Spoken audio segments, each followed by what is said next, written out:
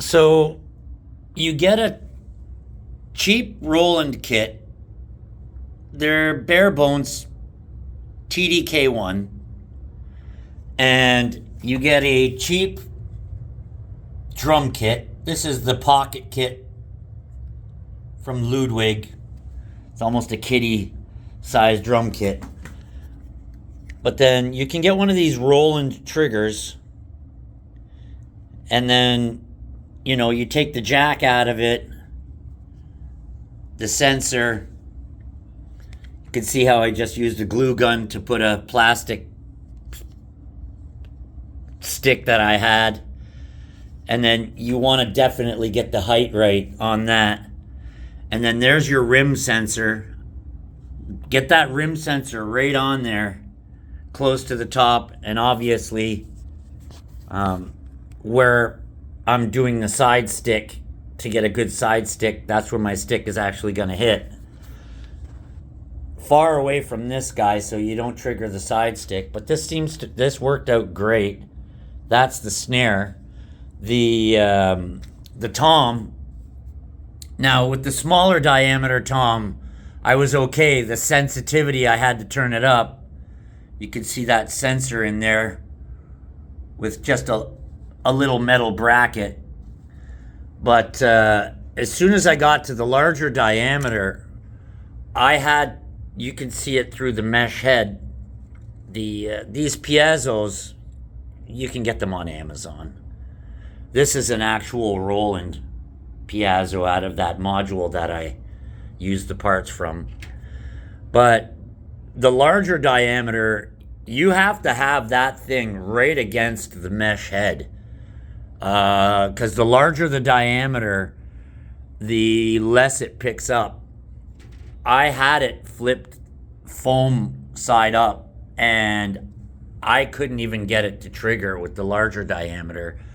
So yeah, right against the head, somewhere where you're not going to smack it. And these mesh heads on Amazon, real cheap, $13 each in Canada here. And these piezos, again, another $15 for those. Now, with the kick drum, I don't know if you can see that. I took one of the pads, from the Roland kit, and I actually, look at all that spray foam.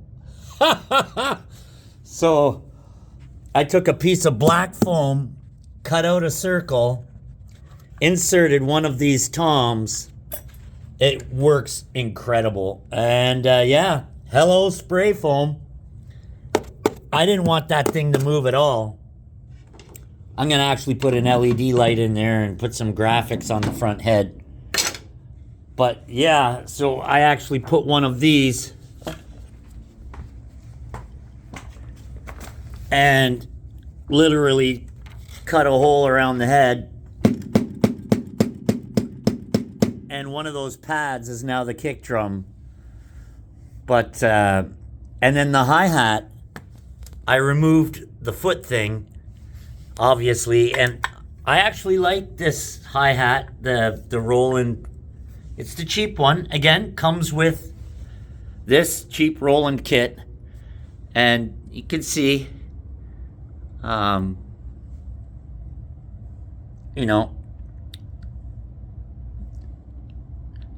jacks, but it's not complicated. But the hi-hat turned out nice too. I actually used the hi-hat stand from the drum kit. And this is, it can't move. It's literally jerry-rigged in there and glued. And it can't move. It looks good too, because it's an actual hi-hat. And then because the cymbals are so small, you don't need booms. You don't need booms. You only need to use booms when cymbals are big. But there you have it. And I converted that little drum kit into an E kit. And here's the results.